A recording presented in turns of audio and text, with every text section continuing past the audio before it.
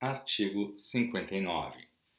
Deixando o cargo por qualquer motivo no curso do mandato, os presidentes do Conselho Federal, do Conselho Seccional, da Caixa de Assistência e da Subseção apresentam de forma sucinta relatório e contas ao seu sucessor.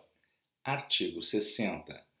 Os conselhos seccionais aprovarão seus orçamentos anuais para o exercício seguinte até o mês de outubro e o Conselho Federal até a última sessão do ano, permitida a alteração dos mesmos no curso do exercício, mediante justificada necessidade, devidamente aprovada pelos respectivos colegiados. Parágrafo 1º. O orçamento do Conselho Seccional, incluindo as subseções, estima a receita, fixa a despesa e prevê as deduções destinadas ao Conselho Federal, ao Fundo Cultural, ao Fundo de Integração e Desenvolvimento Assistencial dos Advogados, FIDA, e à Caixa de Assistência, e deverá ser encaminhado mediante cópia até o dia 30 do mês subsequente ao Conselho Federal, podendo o seu diretor-tesoureiro, após análise prévia, devolvê-lo à seccional para os devidos ajustes. Parágrafo 2º. Aprovado o orçamento e, igualmente, as eventuais suplementações orçamentárias, encaminhar-se-á cópia ao Conselho Federal até o dia 10 do mês subsequente, para os fins regulamentares. Parágrafo 3º.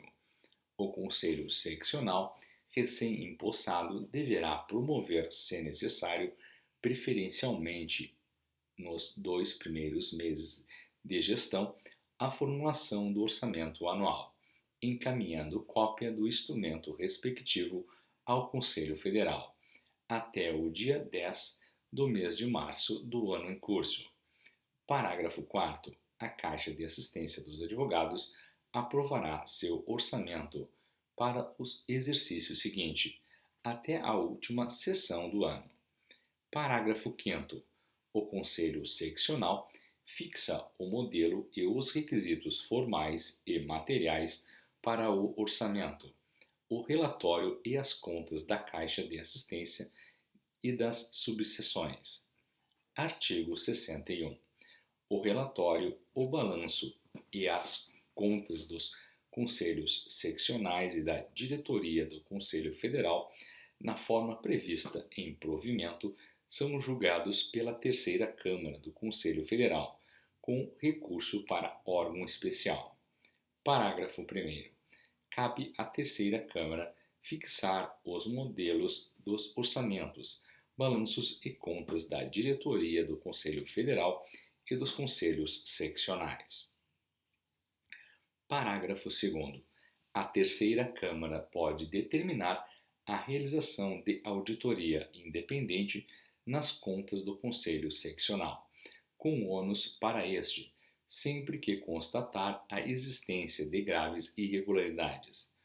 Parágrafo 3º. O relatório, o balanço e as contas dos conselhos seccionais do ano anterior serão remetidos até a Terceira Câmara até o final do 4º mês do ano seguinte. Parágrafo 4º. O relatório, o balanço e as contas da diretoria do Conselho Federal são apreciados pela Terceira Câmara a partir da primeira sessão ordinária do ano seguinte ao do exercício. Parágrafo 5º. Os conselhos seccionais só podem pleitear recursos materiais e financeiros ao Conselho Federal, se comprovadas as seguintes condições: alínea A. Remessa de cópia do orçamento e das eventuais suplementações orçamentárias, no prazo estabelecido pelo parágrafo 2º do artigo 60. Alínea B. Prestação de contas aprovada na forma regulamentar. Alínea C. Repasse atualizado da receita devida ao Conselho Federal, suspendendo-se o pedido em caso de controvérsia, até decisão definitiva sobre a liquidez dos valores correspondentes. Capítulo 3 do Conselho Federal. Seção 1 da estrutura e do funcionamento. Artigo 62.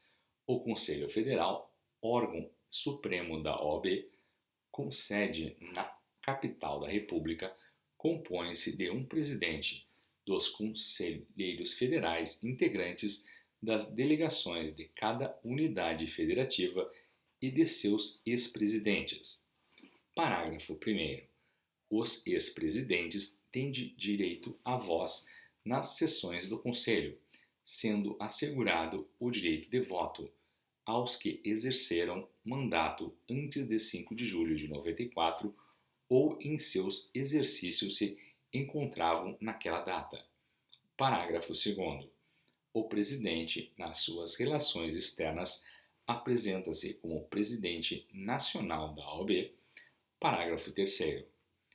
O presidente do Conselho Seccional tem lugar reservado junto à delegação respectiva e direito à voz em todas as sessões do Conselho e de suas câmaras. Artigo 63. O presidente do Instituto dos Advogados Brasileiros e os agraciados com a medalha Rui Barbosa podem participar das sessões do Conselho Pleno com direito à voz. Artigo 64. O Conselho Federal atua mediante os seguintes órgãos. Inciso 1. Conselho Pleno. Inciso 2. Órgão especial do Conselho Pleno. Inciso 3. Primeira, segunda e terceira câmaras. Inciso 4. Diretoria. Inciso 5. Presidente.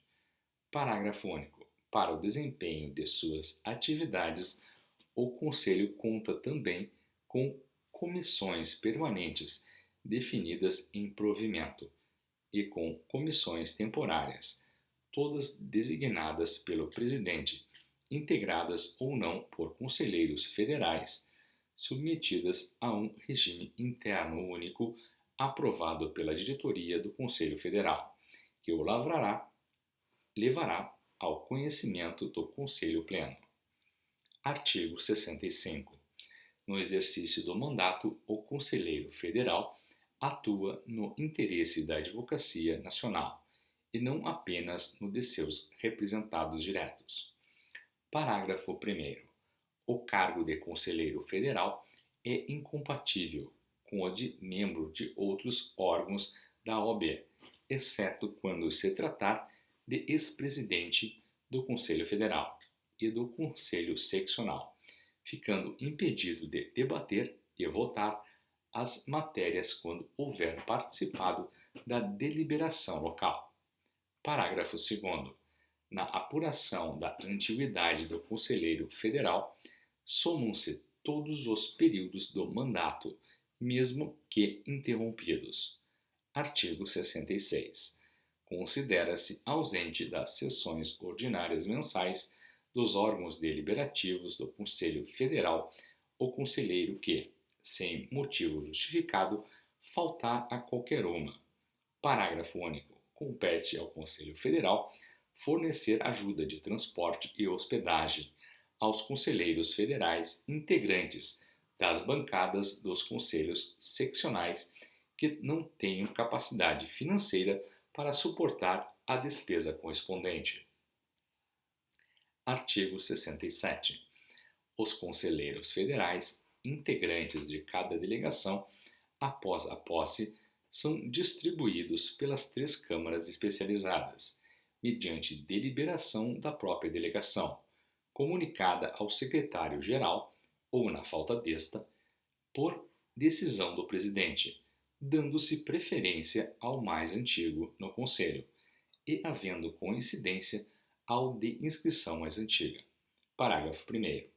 O conselheiro da sua delegação é substituto dos demais, em qualquer órgão do Conselho, nas faltas ou impedimentos ocasionais ou no caso de licença. Parágrafo 2º. Quando estiverem presentes 2 substitutos concomitantemente, a preferência é do mais antigo, no Conselho, em caso de coincidência, do que tiver inscrição mais antiga. Parágrafo 3º. A delegação indica seu representante ao órgão especial do Conselho Pleno.